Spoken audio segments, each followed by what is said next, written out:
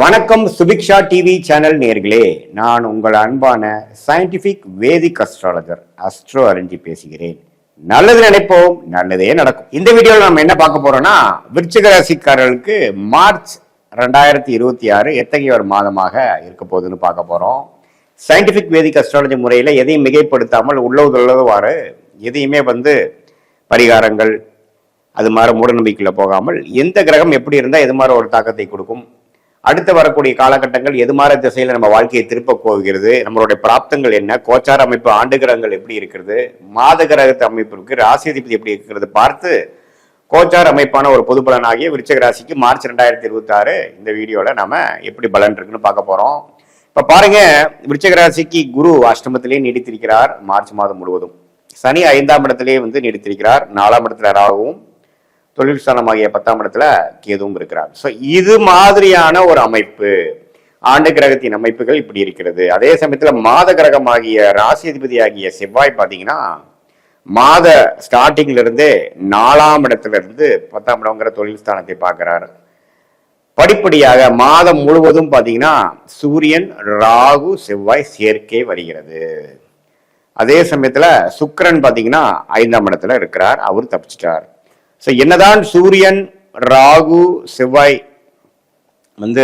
அவிட்ட நட்சத்திரம், சதய நட்சத்திரம் கிட்ட நடக்கும் பொழுது குருவின் பார்வை கொஞ்சம் நிவர்த்தியை கொடுக்கிறார், 50% நிவர்த்தியை கொடுக்கிறார். பட் என்ன இருந்தாலும் விருச்சிக ராசிக்காரர்கள் தொழில் ரீதியான விஷயத்தில், தாயாரின் உடல்நல விஷயத்தில், இடம், வீடு, வண்டி, வாகனம் விஷயத்தில் நம்ம கேர்ஃபுல்லாக இருக்க வேண்டிய, முக்கியமாக அந்த அனுஷ நட்சத்திரம்,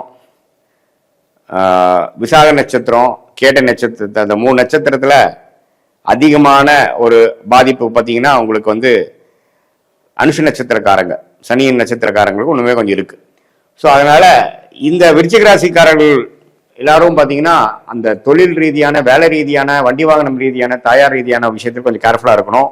எடுத்தமா கவுத்தமானு பண்ணக்கூடிய அமைப்புகள் கரெக்டா வராது. ஏன்னா ஒரு வீடே வாங்குறீங்க, ஒரு இடமே வாங்குறீங்க, ஒரு விஷயத்துக்கு நீங்க போறீங்க, ஒரு வீடு, ஒரு ஆஃபீஸ் ஷிஃப்ட் பண்றீங்க, எதா இருந்தாலும் அங்க எது மாதிரி விஷயங்கள் இருக்கு, அதுல என்ன குறைகள் இருக்குங்கிறது தீர்க்க விசாரித்து, அதே மாதிரி ஒரு இடம் மாற்றம், ஒரு தொழில் பண்றீங்க, ஒரு இன்வெஸ்ட் பண்றீங்க, ஒரு பொருளை வாங்குறீங்க, விற்கிறீங்க, எல்லாத்துலயுமே ஒரு தெளிவு தேவைப்படக்கூடிய ஒரு மாதமாக 2026 மார்ச் மாதம் கட்டாயம் வருகிறது.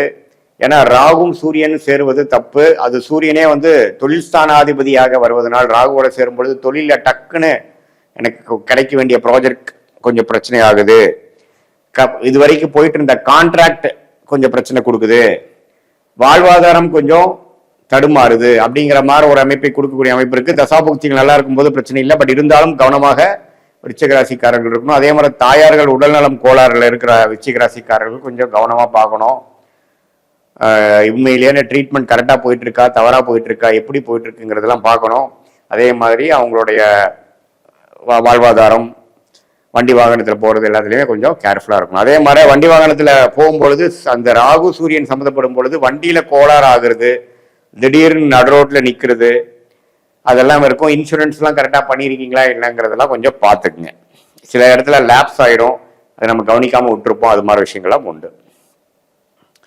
ஸோ இது மாதிரியான ஒரு அமைப்புகள் நிறைக்கக்கூடிய விருச்சிக ராசிக்காரர்களுக்கு மற்றபடி எப்படி சார் இருக்கு அப்படின்னா, சுக்கிரன் 5ஆம் இடத்துல இருக்கிறது அருமை. காதல் விஷயத்துல, அதே மாதிரி மற்ற உங்களோட விருப்ப விஷயத்துல, சொகுசு விஷயத்துல அதெல்லாம் தப்பு இல்லை.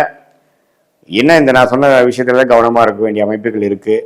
மற்றபடி குருவின் பார்வை 2ஆம் இடத்திலும் 4ஆம் இடத்திலும் 12ஆம் இடத்துல இருக்கனால விரயங்களுக்கு பிரச்சனை இருக்கு. விரயங்களுக்கு பயங்கரமா வரவுக்கு மேல செலவுகள் நின்று கொண்டே இருக்கும்.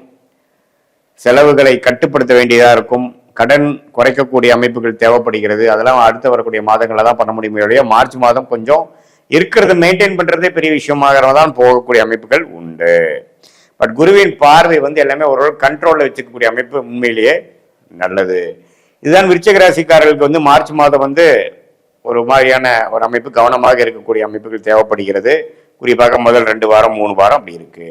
இது பொதுவான பலனை தவிர உங்களுடைய ஜென்ம ஜாதகத்துல நீங்க என்ன பிறந்த தேதியில பிறந்தீங்க, எந்த பிறந்த நேரத்துல பிறந்தீங்க, எந்த ஊர்ல பிறந்தீங்கிறத வைத்து உங்களோட ஜாதகத்தை போட்டு நீங்க என்ன லக்னத்துல பிறந்தீங்க, நீங்க கேட்ட நட்சத்திரம், அனுஷ நட்சத்திரம், விசாக நட்சத்திரத்துல எந்த நட்சத்திரத்துல பிறந்திருந்தாலும் உங்களுடைய லக்னம் என்ன, லக்னாதிபதி எப்படி இருக்கிறார், தசை என்ன, தசா புக்தி என்ன போய்கொண்டிருக்கிறது, இந்த ரசநாதரும் புக்திநாதரும் நாம இப்போ சொன்ன கோச்சாரத்தில் எப்படி போறாருங்கிறது நாம பேசின இந்த பொது பலனையும் தசாபுக்தியான துல்லிய பலனும் சேர்த்து வைத்து பார்க்கும் பொழுது ஒண்ணுமே நம்மளுடைய கர்மா எப்படி செயல்படுகிறது, நம்மளுடைய துறை எந்த துறையில நம்ம போறது நல்லது, எந்த நேரம் நமக்கு யோகமாக இருக்கிறது, எந்த நேரம் நமக்கு சரியில்லை,